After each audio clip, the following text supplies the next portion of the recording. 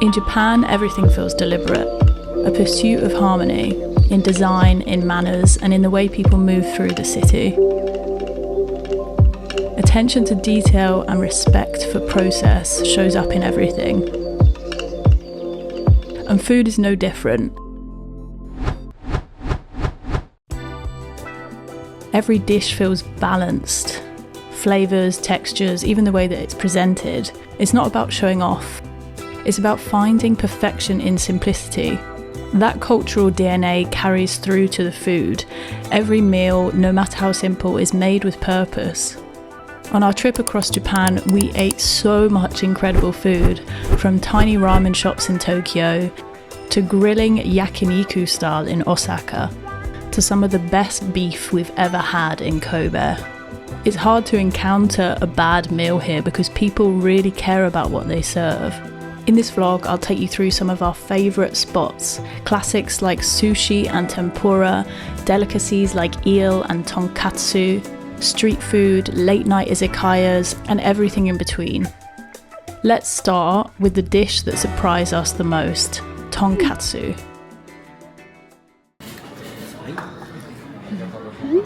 I honestly didn't expect tonkatsu to be that good. It's essentially pork coated in panko breadcrumbs and deep fried, which sounds heavy, but in Japan it's surprisingly light. We often had it for lunch and it never left us feeling too full or weighed down. The outside is golden and crispy while the meat inside stays really tender and juicy. Comes with shredded white cabbage dressed in a nutty sesame sauce, and the pork itself is served with a tangy, rich tonkatsu sauce. You can dip each bite of pork in the sauce and combine it with cabbage for balance, and optional mustard adds a little kick if you like. Supposedly, tonkatsu was introduced to Japan in the late 19th century as a Western-inspired dish, but it quickly became a Japanese comfort food staple. We tried this dish at Danki in Tokyo and inside a mall in Akihabara, and both completely won us over. This was by far our favourite dish of the trip. Simple, light, and perfect in every bite. Yeah, we just gave a 5-star review to that place, Danki. What a nice find, honestly. Yeah, the staff were unbelievably kind, and then the chef came out and spoke to us to practice his English. So definitely try that if you're in this area, because despite of it being really touristy, that was very authentic and really good food. Let's move on to sushi. You can't visit Japan without eating it. Sushi in Japan comes in all shapes and sizes, but the focus is always on freshness and letting the fish shine. The texture and flavour are what makes sushi magical in Japan. The rice is slightly seasoned and sticky. The fish melts in your mouth. The balance of sweet, salty and umami notes, even simple cuts feel elevated. And the way sushi is prepared and presented makes every piece feel like a little work of art. Sushi, of course, has a long history in Japan, but in modern Japan there's a huge range, from casual conveyor belts to mid-range sushi and intimate omakase experiences where chefs serve each piece directly to you. Our favourite mid-range sushi place was halfway through shopping in Harajuku. It's technically a conveyor belt sushi, but the quality was way higher than we expected. You order on an iPad, sit in a booth surrounding the kitchen, and the fish arrives on the belt almost instantly. Well, the chef was there, so she kept handing it over to us. The kitchen also made it entertaining. At one point they auctioned off an octopus. Everything was extremely fresh, and we ended up eating until we were completely stuffed.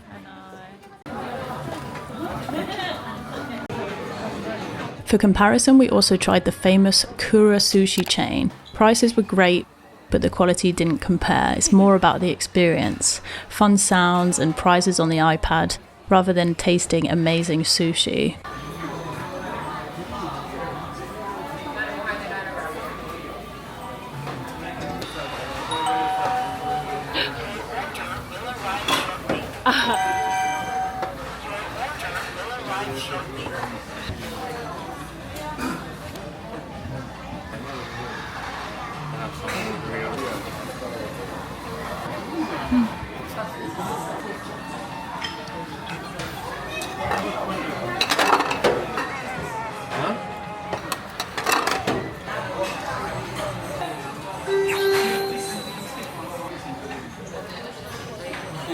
Sushi.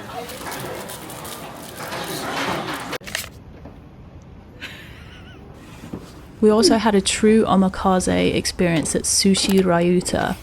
This intimate spot came highly recommended and it did not disappoint. We had at least 15 dishes, including pufferfish, which was rich and creamy, and also sea urchin. The quality of the fish was second to none. Each bite was perfectly balanced and incredibly fresh.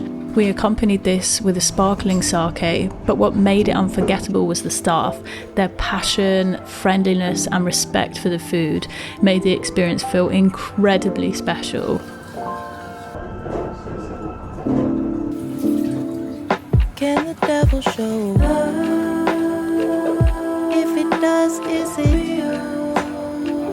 Do the angels fall? Is there more to the? I don't know. I don't know. Oh, I don't know. Oh, I don't know. I don't know. No, I don't know. I don't think that I can figure out where my mind is trying to go no more. No, no, no, no, no. I can't figure out if I could make it out this box I like to clothe me with. Someone get me out my head before it explode. I hate family pictures, family portraits, sad to look on. Dad keep trying to look strong. My smile look broke on. I be looking off to Jupiter like Saturn, gonna give an answer to this pattern that I walk in. Rancid smells keep leaking out my memory box. Someone get it close. Someone get it close. When I find good things, they eventually rise. By the way, all our travel vlogs are live on our channel, so make sure to watch those if you want to see the whole experience. From sushi to the next level of Japanese dining, we wanted to explore how the omakase experience works with meat, and that brings us to our first meat-focused omakase. Yakitori. Yakitori is basically skewered grilled meat, usually chicken but sometimes other cuts, seasoned with either salt or a sweet savoury sauce. At an omakase-style yakitori restaurant like Torisho Sai, the chefs serve each skewer directly to you in the order that they think best, so you can taste each flavour as it's meant to be enjoyed. The skewers are grilled over charcoal, which gives a subtle smokiness while keeping the meat juicy. Each skewer is perfectly seasoned, some with just a pinch of salt, so each bite hits a different note. Eating it straight from the skewer lets you appreciate the texture and the flavour in a simple and satisfying way.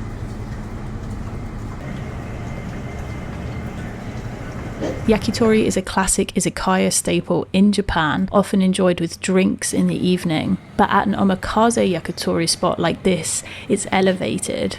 Each skewer is treated like a small course, and the order is carefully curated to create a full dining experience. The setting was intimate, with the chefs preparing everything in front of us. The service was warm and friendly, and you could tell that the staff genuinely loved their craft. Each skewer felt thoughtfully prepared, and when it came to their option to taste the more obscure meats like chicken brain, embryo and other organ meats, I politely declined as I was a bit too freaked out, but Danny enjoyed some chicken heart. We left completely satisfied and delicious from start to finish. Now let's talk about Japan's noodle culture, and that means ramen. The magic of ramen comes from the broth, rich, savoury and layered with umami, paired with perfectly cooked noodles. The broth can be pork rich and intensely flavourful. Udon noodles are generally thicker and more chewy and have a more delicate flavour, letting the toppings shine. What I love is that in Japanese culture, slurping is actually encouraged with ramen. It helps cool the noodles and enhances the flavour. So where did we go? Annoyingly, we found the ramen shops always had these crazy long queues. Not just because the food is good and this attracted everyone, but space was usually quite limited. Quick service chains are also common, letting you order from a machine and get your ramen within minutes. Everyone's heard of the viral ramen chain Ichiran. Unfortunately, we never bothered enough to queue for hours there, especially when we could see it was only tourists. We enjoyed alternatives like this place in Shibuya with no queue, and their ramen hit the spot. Then based on really high reviews, we knew we needed to queue for Mensobo, and it was totally worth it.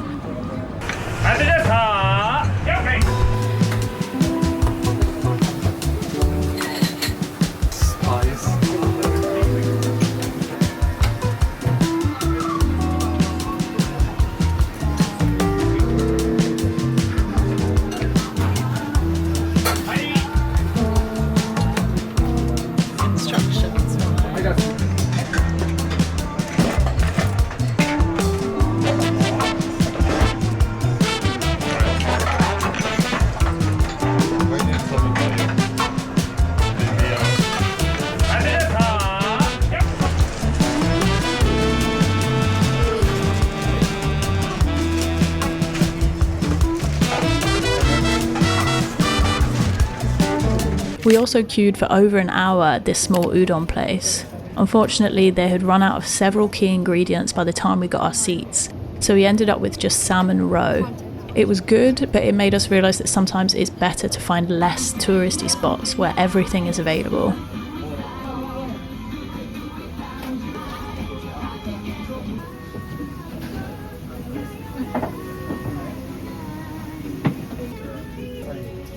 After slurping our way through noodles, it's time to move on to another Japanese dining favourite, where you grill your own meat right at the table, and that is yakiniku. Yakiniku is a Japanese-style grilled meat, usually beef, but sometimes other cuts too. You grill it yourself at the table over a charcoal or gas grill, and it's often served with dipping sauces, from sweet, savoury to raw egg. You can pair it with rice, vegetables, or just eat the meat on its own. The choice is yours. The magic of yakiniku comes from the grilling. Each cut gets a little smoky char while staying tender and juicy inside. The dipping sauces enhance the flavour without overpowering the meat. Yakiniku in Japan can range from casual, lively spots to high-end restaurants serving premium wagyu. Our first time was a premium wagyu spot. This was by far the best yakiniku of the trip. The wagyu was impeccable, and dipping it into raw egg blew my mind. A flavour I'd never experienced before. Each bite was rich but sweet, and something I'll never forget.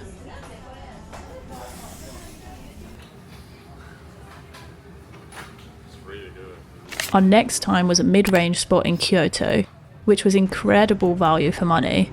Now that we knew which cuts we liked, we went all in, filling our table with meat. We had our own private section so we could grill freely, and the staff would come over to replace the grill if we burnt anything. Definitely a more casual and satisfying experience, though you do come out stinking of grilled meat.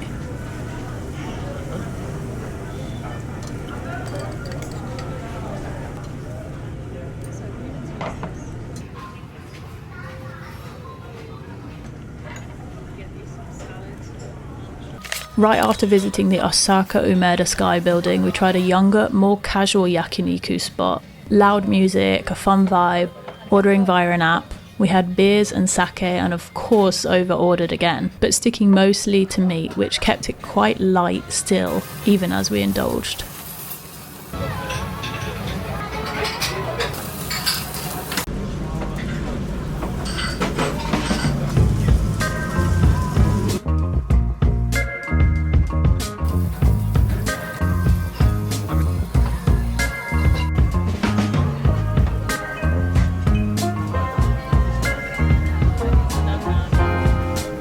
We typically went to Yakinikus for dinner, but let's talk about what lunch looked like in Japan.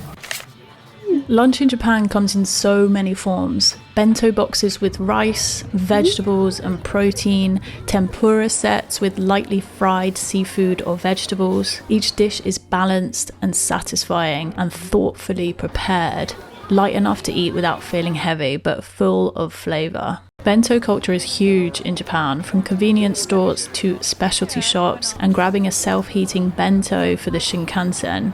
But we experienced some fantastic local places during our visit, with that typical Japanese attention to taste, texture and presentation.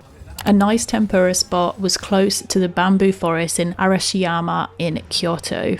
The setting of this restaurant was really beautiful too. They had a place to eat with tatami mats if you were up for it, and it was full of locals, which was a really good sign. I went for a crispy, light tempura bowl of really beautifully fried vegetables. Lunch sets usually come with a soup, whether that's a fragrant udon like this one or a simple miso. At the same place, Danny went for a boiling hot stone bowl of beef and tofu simmering at the table. Our next standout lunch spot, where I went premium with eel lunch set and Danny got the tempura bento this time.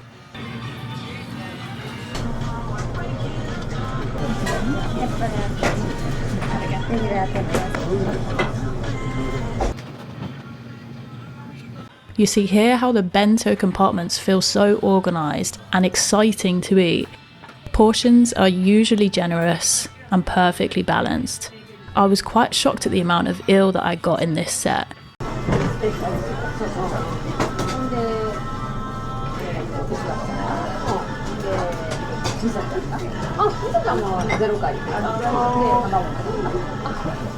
If you're planning on visiting Nara, you need to try this place near the deer park. Lunch sets come in beautiful ceramic bowls, a choice of meat or fish, accompanied by colourful salads and lots of healthy pickled vegetables. So affordable and a really uplifting meal.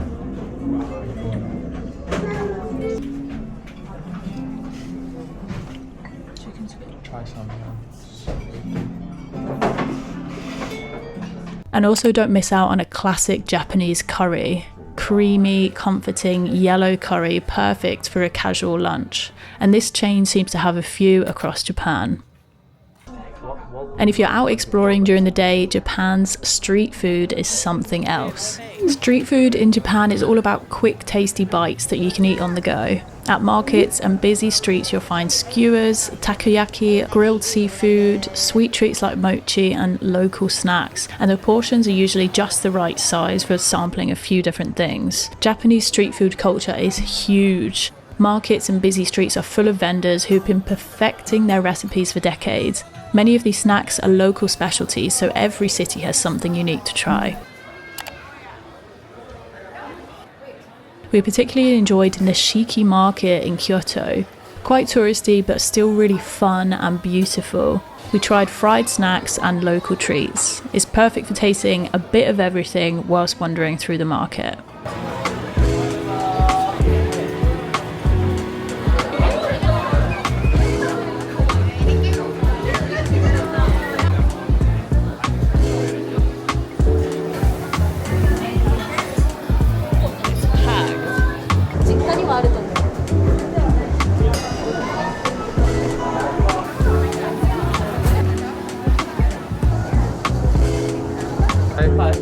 Can I please have one of the steaks? No, one more. So popped in for a little curry pan, sesame bread. It looks really good. Is it lamb? Sweet potato fries? Right, okay, 500. Will it cooking, please?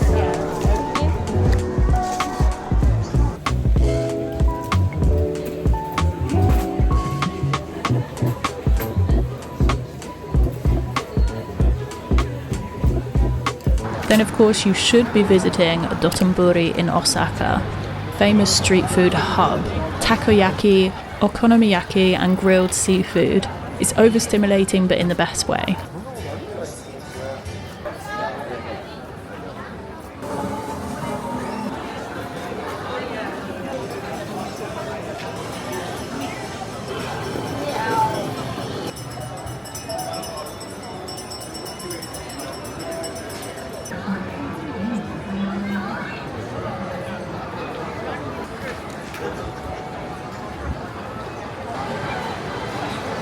Look at this guy.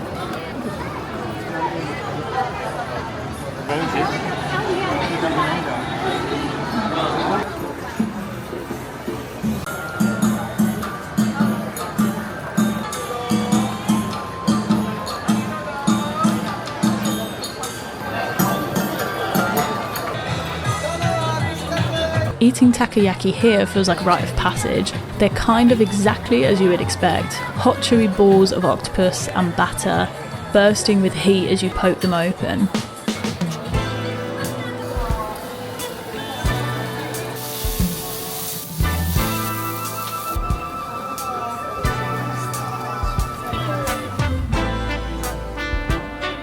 Japan's street food has so much to offer for sweet treats too, like mochi. We were drawn in by the crowds at this place in Nara. Seeing the mochi pounded and beat up here was really fun. And in general, grabbing snacks whilst in Japan really keeps up energy between meals. When the evening hits, it's time for izakayas. Izakayas are all about sharing a variety of small plates over drinks. You'll find everything from tuna tartare, chicken karage to ramen sets, grilled fish, and quirky creations like Japanese-style carbonara, chips topped with bonito flakes. Dishes here are designed to be enjoyed in bites, letting you try a little bit of everything while sipping sake, beer, or having cocktails. Izakayas are a cornerstone of Japanese nightlife. Informal, lively, and often full of energy. Seating is usually around kitchen or counters, or standing, so you can watch chefs prepare dishes in real time. Our first izakaya experience was at SG Low in Tokyo. We somehow managed to get a last-minute seat via messaging them on Instagram, since it looked to me like they would usually be fully booked.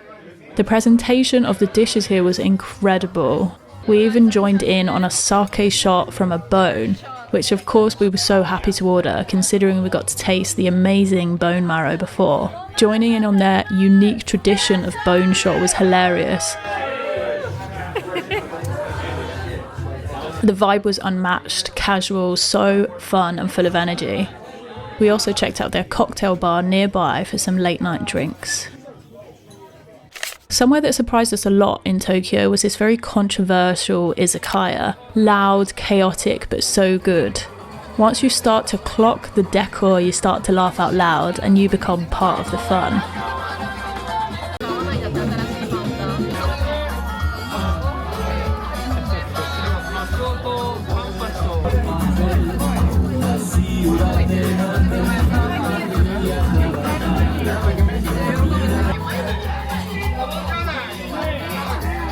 We sat around the kitchen, watching the chefs grill, plate and prepare dishes. We ordered things just by pointing at the plates we saw being served, and the chefs were so engaging, joking around and happy to speak to us. Despite the chaos, the food was still cooked to perfection, beautifully presented and so delicious. One of the best overall experiences that we had in Japan.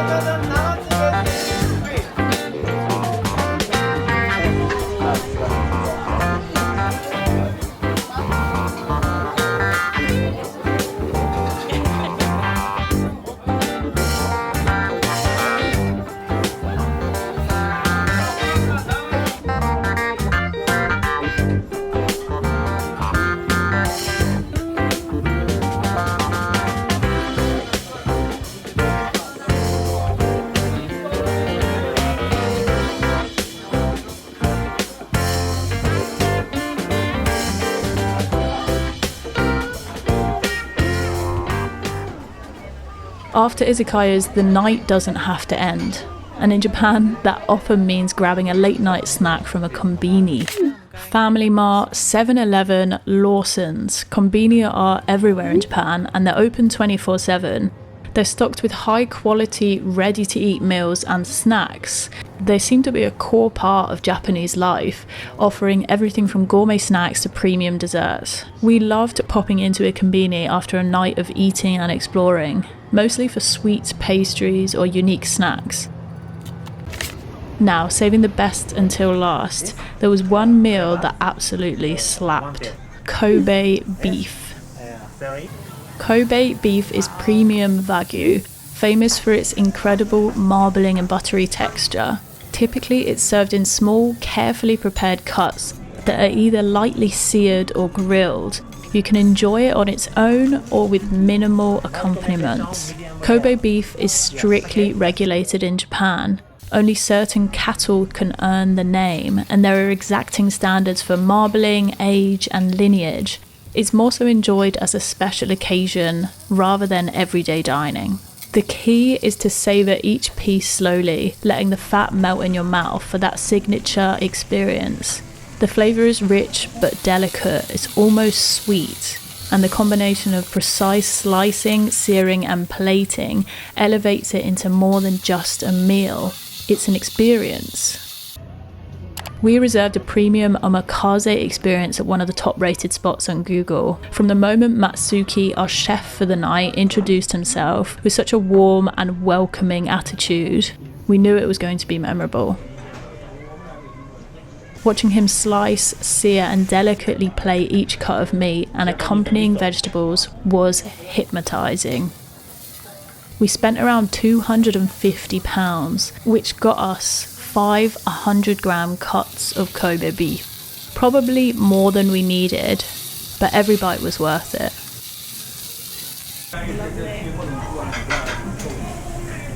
Okay, fish. Thank you very much. Thank you. So much, Matsuki. So, I think it's safe to say Japan really knows how to make even a simple meal feel special. Everything's perfected using balance, flavour and presentation. They do say that we eat with our eyes. We made sure to try as many dishes as we could when we were travelling, but I'd be keen to hear if any of you have tried something we may have missed. Remember to check out all our full travel vlogs to see what else we got up to apart from eating, even though I'll be honest, it was mostly eating. Thanks for watching and we'll see you in the next one. Bye!